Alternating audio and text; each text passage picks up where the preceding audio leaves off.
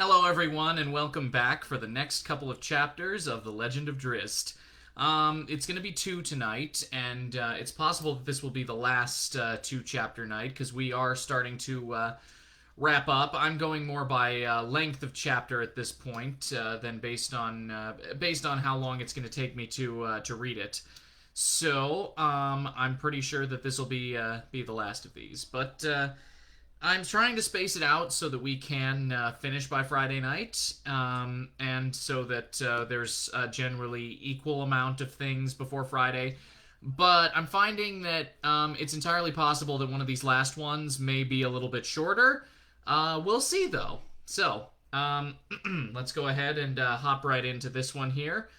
So, in the last chapter, Matron Malice and the rest of the females of House Do'Urden contacted a Yaklol, which is a demon, which is a servant of Lolth, and they were trying to figure out information, during which they found out that House Hanet was the one that was plotting their demise. Meanwhile, they gathered the family together and discussed strategy, and Drizzt and Zaknafein are still planning to meet each other in the gym.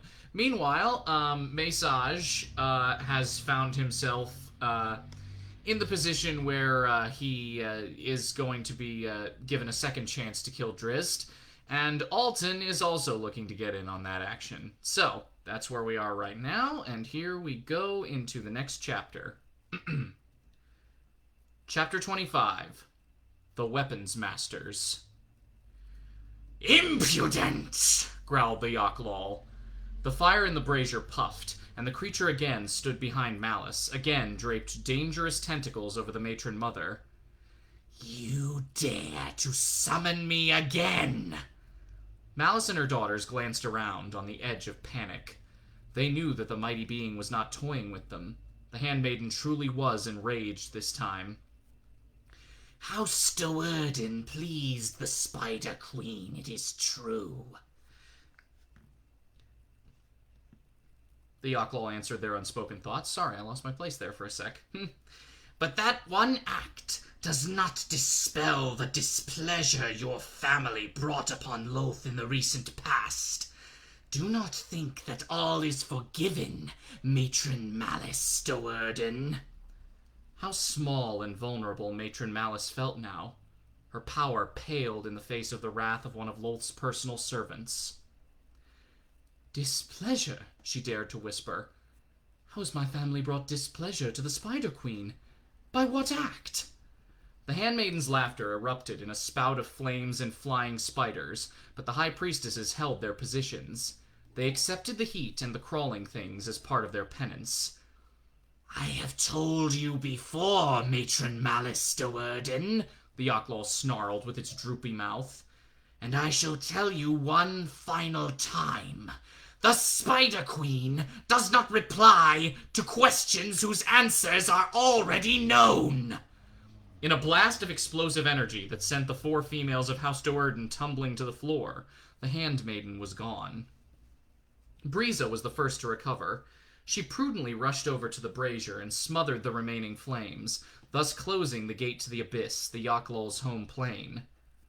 "Who?" screamed Malice, the powerful matriarch, once again. "Who in my family has invoked the wrath of Lolth?" Malice appeared small again then, as the implications of the Yaklol's warning became all too clear. House Do'Urden was about to go to war with a powerful family. Without Lolth's favor, House Do'Urden likely would cease to exist. "We must find the perpetrator," Malice instructed her daughters, certain that none of them was involved. They were high priestesses, one and all. If any of them had done some misdeed in the eyes of the Spider Queen, the summoned Yaklol surely would have exacted punishment on the spot. By itself, the handmaiden could have leveled House Do'Urden. Briza pulled the snake whip from her belt. "I will get the information we require," she promised. "No," said Matron Malice. "We must not reveal our search. Be it a soldier or a member of House Do'Urden, the guilty one is trained and hardened against pain. We cannot hope that torture will pull the confession from his lips, not when he knows the consequences of his actions. We must discover the cause of Lolth's displeasure immediately and properly punish the criminal. The Spider Queen must stand behind us in our struggles." "How then are we to discern the perpetrator?" the eldest daughter complained, reluctantly replacing the snake whip on her belt. "Vienna and Maya, leave us," Matron Malice instructed. "Say nothing of these revelations, and do nothing to hint at our purpose." The two younger daughters bowed and scurried away, not happy with their secondary roles, but unable to do anything about them. "First, we will look," Malice said to Briza. "We will see if we can learn of the guilty one from afar." Briza understood. "The scrying bowl," she said. She rushed from the anteroom and into the chapel proper. In the central altar she found the valuable item, a wide golden bowl laced throughout with black pearls. Hands trembling, Briza placed the bowl atop the altar and reached into the most sacred of the many compartments. This was the holding bin for the prized possession of House Do'Urden, a great onyx chalice. Malice then joined Briza in the chapel proper and took the chalice from her. Moving to the large font at the entrance to the great room, Malice dipped the chalice into a sticky fluid, the unholy water of her religion. She then chanted, "Spidere ot ai corven." The ritual complete, Malice moved back to the altar and poured the unholy water into the golden bowl. She and Briza sat down to watch. Drizzt stepped onto the floor of Zaknafein's training gym for the first time in more than a decade, and felt as if he had come home. He'd spent the best years of his young life here, almost wholly here. For all the disappointments he had encountered since, and no doubt would continue to experience throughout his life, Drizzt would never forget that brief sparkle of innocence, that joy he had known when he was a student in Zaknafein's gym. Zaknafein entered and walked over to face his former student.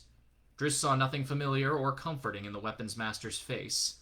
A perpetual scowl now replaced the once common smile. It was an angry demeanor that hated everything around it, perhaps Drizzt most of all. Or had Zaknafein always worn such a grimace? Drizzt had to wonder. Had nostalgia glossed over Drizzt's memories of those years of early training? Was this mentor, who had so often warmed Drizzt's heart with a light-hearted chuckle, actually the cold, lurking monster that Drizzt now saw before him? "What has changed, Zaknafein?" Drizzt asked aloud. "You? My memories? Or my perceptions?" Zak seemed not even to hear the whispered question. "Ah, the young hero has returned," he said. "The warrior with exploits beyond his years." "Why do you mock me?" Drizzt protested. "He who killed the Hook Horrors," Zak continued. His swords were out in his hands now, and Drizzt responded by drawing his scimitars. There was no need to ask the rules of engagement in this contest, or the choice of weapons. Drizzt had known before he had ever come here, that there would be no rules this time. The weapons would be their weapons of preference, the blades that each of them had used to kill so many foes. "He who killed the Earth Elemental," Zak snarled derisively. He launched a measured attack, a simple lunge with one blade. Drizzt batted it aside without even thinking of the parry. Sudden fires erupted in Zak's eyes, as if the first contact had sundered all the emotional bonds that had tempered his thrust. "He who killed the girl child of the Surface Elves!" he cried, an accusation and no compliment. Now came the second attack, vicious and powerful, an arcing swipe descending at Drizzt's head. "Who cut her apart to appease his own thirst for blood!" Zak's words knocked Drizzt off his guard emotionally, wrapped his heart in confusion like some devious mental whip. Drizzt was a seasoned warrior, though, and his reflexes did not register the emotional distraction. A scimitar came up to catch the descending sword and deflected it harmlessly aside. "Murderer!" Zak snarled openly. "Did you enjoy the dying child's screams?" He came at Drizzt in a furious whirl, swords dipping and diving, slicing at every angle. Drizzt, enraged by the hypocrite's accusations, matched the fury, screaming out for no better reason than to hear the anger of his own voice. Any watching the battle would have found no breath in the next few blurring moments. Never had the Underdark witnessed such a vicious fight as when these two masters of the blade each attacked the demon possessing the other, and himself. Adamantine sparked and nicked. Droplets of blood spattered both the combatants, though neither felt any pain, and neither knew if he'd injured the other. Drizzt came with a two-blade, sidelong swipe that drove Zak's swords out wide. Zak followed the motion quickly, turned a complete circle, and slammed back into Drizzt's thrusting scimitars with enough force to knock the young warrior from his feet. Drizzt fell into a roll and came back up to meet his charging adversary. A thought came over him. Drizzt came up high, too high, and Zak drove him back on his heels. Drizzt knew it would soon be coming. He invited it openly. Zak kept Drizzt's weapons high through several combined maneuvers. He then went with the move that had defeated Drizzt in the past, expecting that the best Drizzt could attain would be equal footing. Double thrust low. Drizzt executed the appropriate cross-down parry as he had to, and Zak tensed, waiting for his eager opponent to try to improve the move. "Child killer," he growled, goading on Drizzt. He didn't know that Drizzt had found a solution. With all the anger he had ever known, all the disappointments of his young life gathering within his foot, Drizzt focused on Zak. That smug face, feigning smiles and drooling for blood. Between the hilts, between the eyes, Drizzt kicked, blowing out every ounce of rage in a single blow. Zak's nose crunched flat. His eyes lolled upward, and blood exploded over his hollow cheeks. Zak knew that he was falling, that the devilish young warrior would be on him in a flash, gaining an advantage that Zak could not hope to overcome. "What of you, Zaknafein Do'Urden?" he heard Drizzt snarl, distantly, as though he were falling far away. "I have heard of the exploits of House Do'Urden's weapons master. How he so enjoys killing."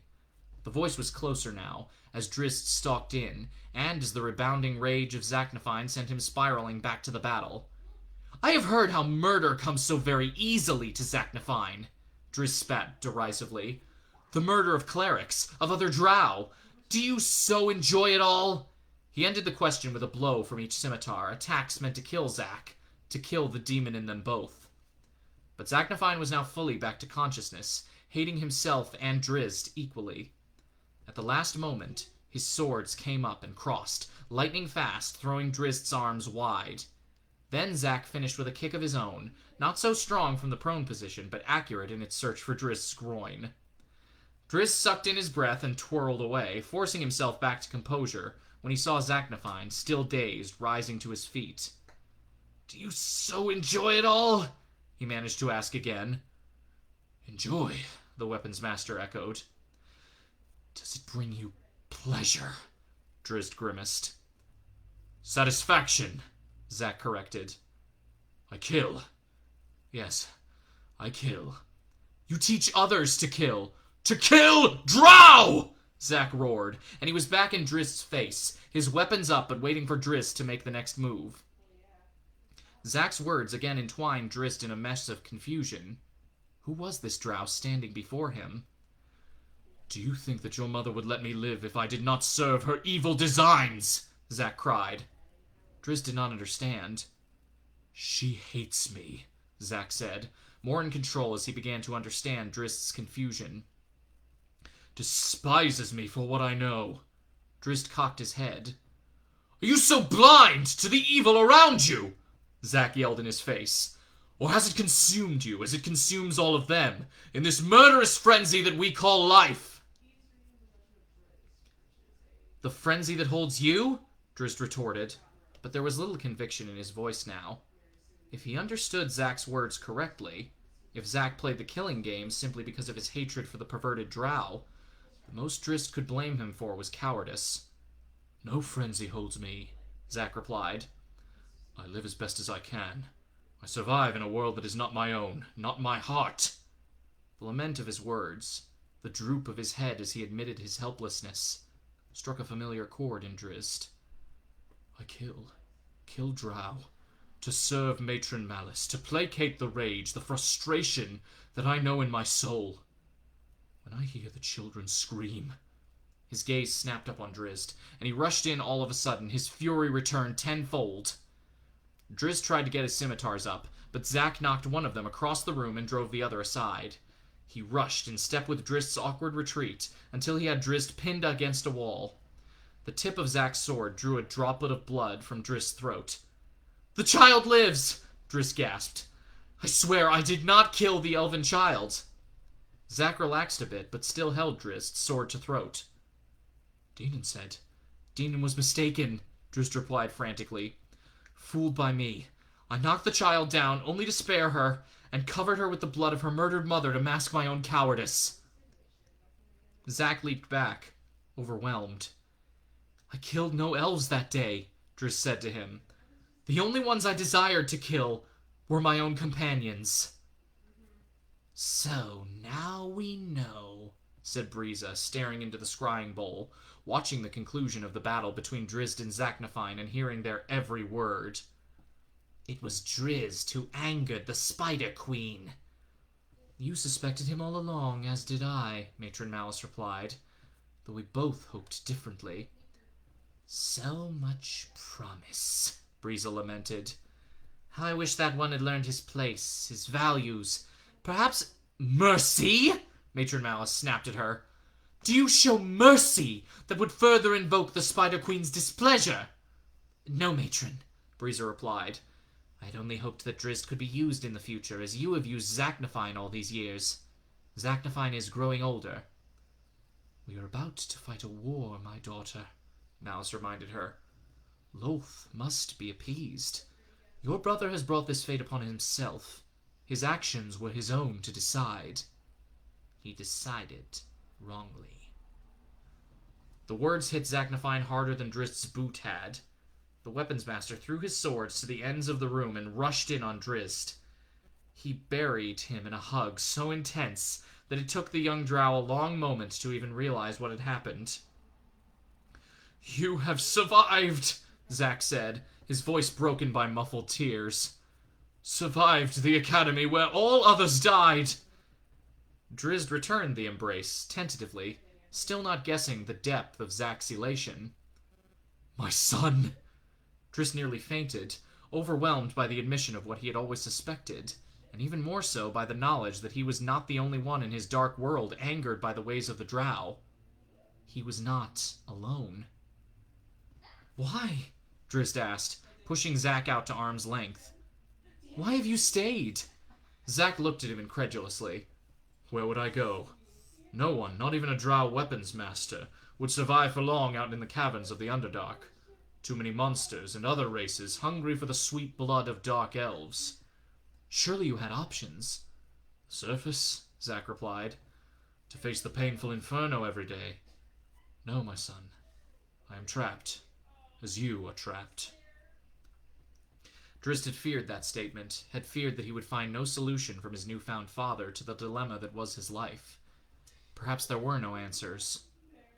You will do well in Menzoberranzan, Zak said to comfort him.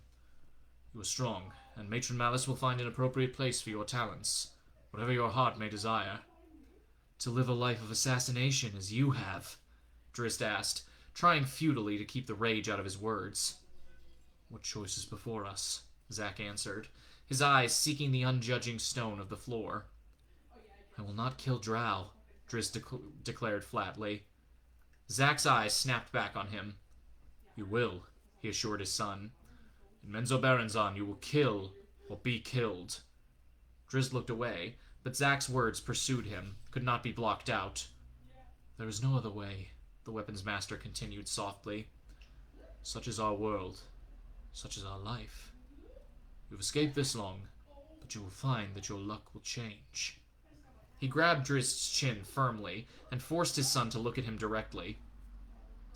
I wish that it could be different, Zak said honestly. But it is not such a bad life. I do not lament killing dark elves. I perceive their deaths as their salvation from this wicked existence. If they care so dearly for their Spider Queen, then let them go and visit her. Zak's growing smile washed away suddenly. Except for the children, he whispered. Often have I heard the cries of dying children, though never, I promise you, have I caused them. I have always wondered if they too are evil, born evil, or if the weight of our dark world bends them to fit our foul ways. The ways of the demon Lolth, Drizzt agreed. They both paused for many heartbeats, each privately weighing the realities of his own personal dilemma. Zak was next to speak, having long ago come to terms with the life that was offered to him. Lolth, he chuckled. She's a vicious queen, that one. I would sacrifice everything for a chance at her ugly face. I almost believed you would, Drizzt whispered, finding his smile. Zak jumped back from him. I would indeed, he laughed heartily. So would you. Drizzt flipped his lone scimitar up into the air, letting it spin over twice before catching it again by the hilt. True enough, he cried. But no longer would I be alone. Chapter 26. Angler of the Underdark. Drizzt wandered alone through the maze of Menzoberranzan, drifting past the stalagmite mounds under the leering points of the great stone spears that hung from the cavern's high ceiling. Matron Malice had specifically ordered all of the family to remain within the house, fearing an assassination attempt by House H'anet. Too much had happened to Drizzt this day for him to obey. He had to think, and contemplating such blasphemous thoughts, even silently in a house full of nervous clerics, might get him into serious trouble. This was the quiet time of the day. The heat light of Narbondel was only a sliver at the stone's base, and most of the drow comfortably slept within their stone houses. Soon after he slipped through the adamantine gate of the House Do'Urden compound, Drizzt began to understand the wisdom of Matron Malice's command. The city's quiet now seemed to him like the crouched hush of a predator. It was poised to drop upon him from behind every one of the many blind corners he faced on the trek. He would find no solace here in which he might truly contemplate the day's events. The revelations of Zaknafein kindred in more than blood. Drizzt decided to break all the rules. That was the way of the drow, after all, and head out of the city, down the tunnels he knew so well from his 10 days of patrol. An hour later, he was still walking, lost in thought and feeling safe enough, for he was well within the boundaries of the patrol region. He entered a high corridor, 10 paces wide, and with broken walls lined in loose rubble, and crossed by many ledges. It seemed as though the passage once had been much wider. The ceiling was far beyond sight, but Drizzt had been through here a dozen times, up on many ledges, and he gave the place no thought. He envisioned the future, the times that he and Zaknafein, his father, would share now that no secrets separated them. Together, they would be unbeatable, a team of weapons masters bonded by steel and emotions. Did House H'anet truly understand what it would be facing? The smile on Drizzt's face disappeared as soon as he considered the implications. He and Zak, together, cutting through House H'anet's ranks with deadly ease, through the ranks of drow elves, killing their own people. Drizzt leaned against the wall for support, understanding firsthand the frustration that had racked his father for many centuries.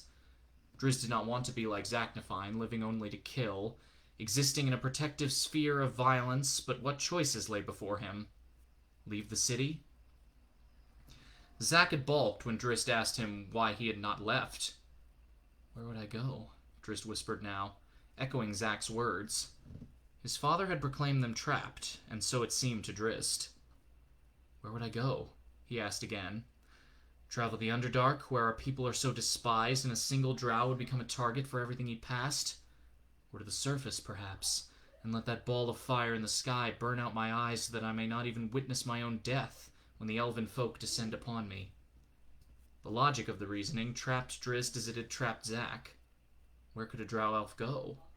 Nowhere in all the realms would an elf of dark skin be permitted. Was the choice then to kill?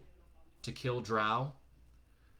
Drizzt rolled over against the wall, his physical movement an unconscious act, for his mind whirled down the maze of his future. It took him a moment to realize that his back was against something other than stone.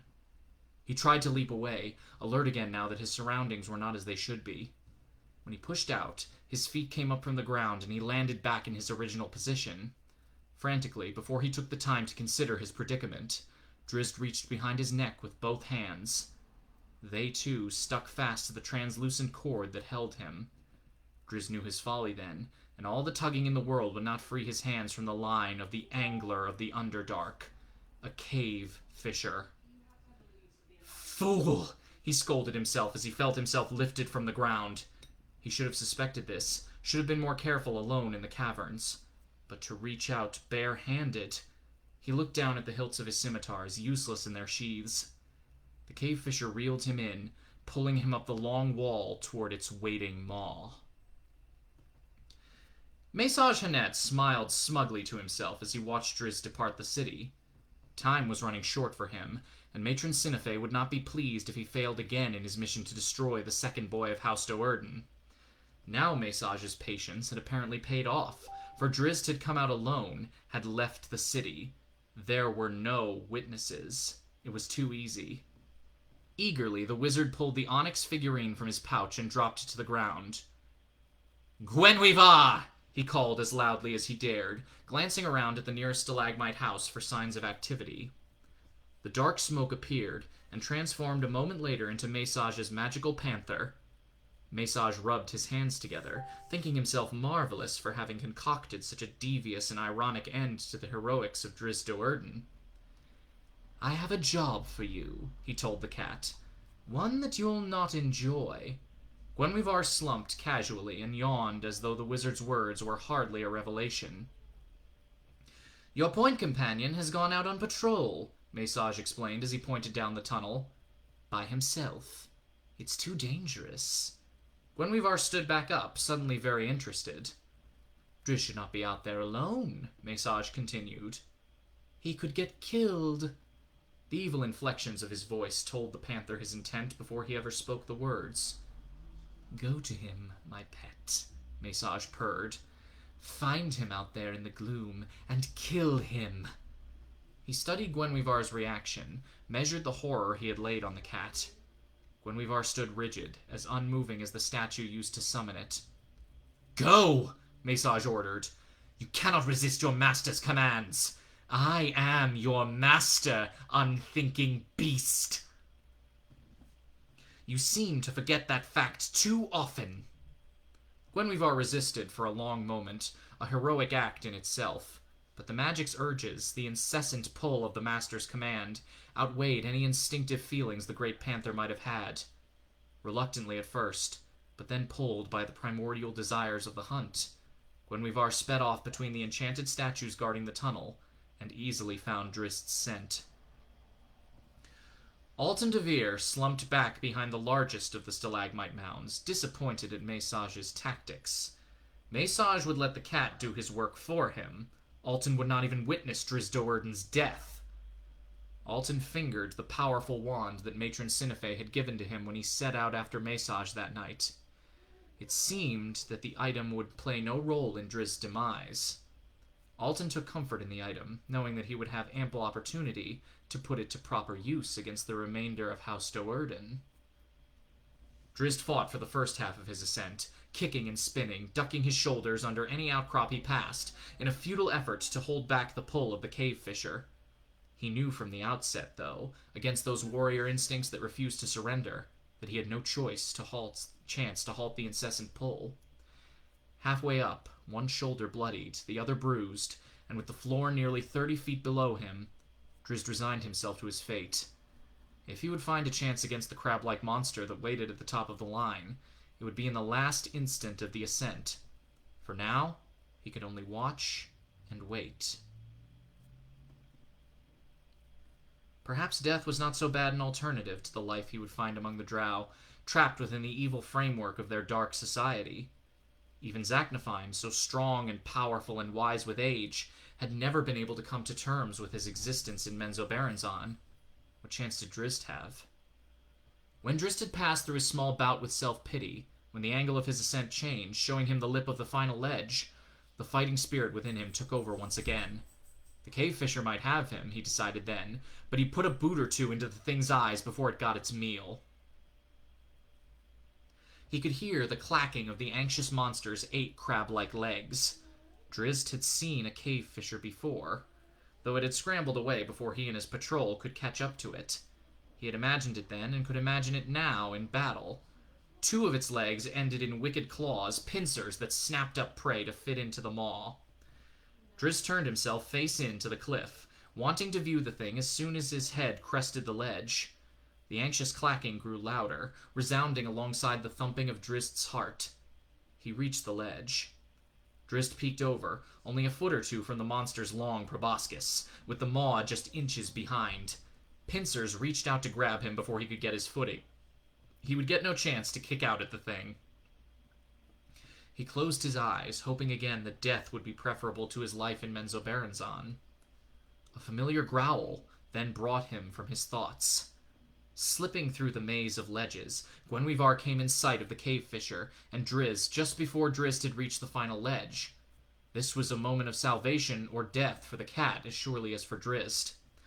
Guenhwyvar had traveled here under Mesage's direct command, giving no consideration to its duty and acting only on its own instincts in accord with the compelling magic. Guenhwyvar could not go against that edict, that premise for the cat's very existence. Until now. The scene before the panther, with Drizzt only seconds from death, brought to Guenhwyvar a strength unknown to the cat and unforeseen to the creator of the magical figurine. That instant of terror gave a life to Guenhwyvar beyond the scope of the magic. By the time Drizzt had opened his eyes, the battle was in full fury. Guenhwyvar leaped atop the cave fisher, but nearly went right over, for the monster's 6 remaining legs were rooted to the stone by the same goo that held Drizzt fast to the long filament. Undaunted, the cat raked and bit, a ball of frenzy trying to find a break in the fisher's armored shell. The monster retaliated with his pincers, flipping them over its back with surprising agility and finding one of Guenhwyvar's forelegs. Drizzt was no longer being pulled in. The monster had other business to attend to. Pincers cut through Guenhwyvar's soft flesh, but the cat's blood was not the only dark fluid staining the cave fisher's back. Powerful feline claws tore up a section of the shell armor, and great teeth plunged beneath it. As the cave fisher's blood splattered to the stone, its legs began to slip. Watching the goo under the crab-like legs dissolve as the blood of the monster struck it, Drizzt understood what would happen as a line of that same blood made its way down the filament toward him. He would have to strike fast if the opportunity came. He would have to be ready to help Guenhwyvar. The fisher stumbled to the side, rolling Guenhwyvar away and spinning Drizzt over in a complete bumping circuit. Still, the blood oozed down the line, and Drizzt felt the filament's hold loosen from his top hand as the liquid came in contact. Guenhwyvar was up again, facing the fisher, looking for an attack route through the waiting pincers. Drizzt's hand was free. He snapped up a scimitar and dived straight ahead, sinking the tip into the fisher's side. The monster reeled about, the jolt and the continuing blood flow shaking Drizzt from the filament altogether. The drow was agile enough to find a handhold before he had fallen far, though his drawn scimitar tumbled down to the floor. Drizzt's diversion opened the fisher's defenses for just a moment, and Guenhwyvar did not hesitate. The cat barreled into its foe, teeth finding the same fleshy hold they had already ripped. They went deeper, under the skin, crushing organs as Guenhwyvar's raking claws kept the pincers at bay. By the time Drizzt climbed back to the level of the battle, the cave fisher shuddered in the throes of death. Drizzt pulled himself up and rushed to his friend's side. Guenhwyvar retreated step for step, its ears flattened and teeth bared.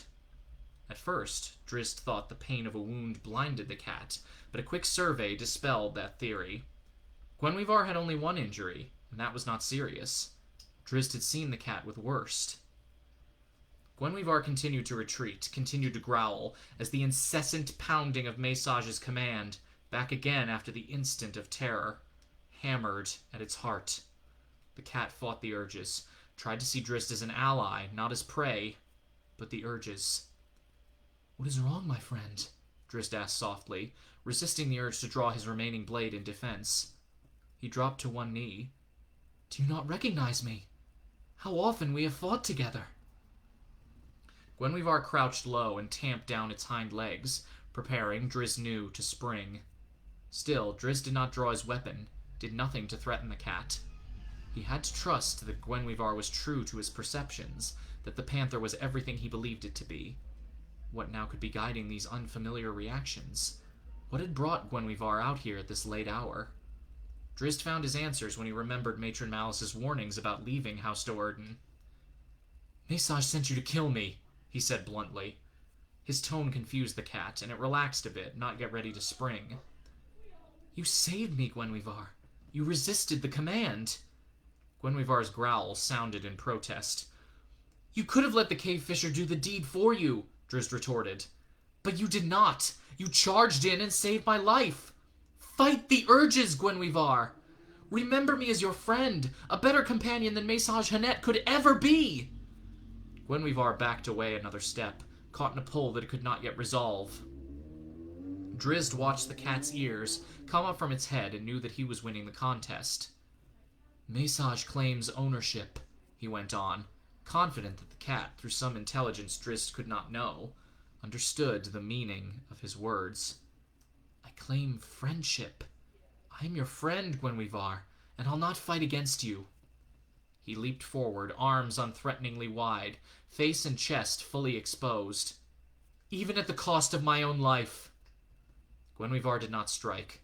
Emotions pulled the cat stronger than any magical spell. Those same emotions that had put Guenhwyvar into action when it first saw Drizzt in the cave fisher's clutches.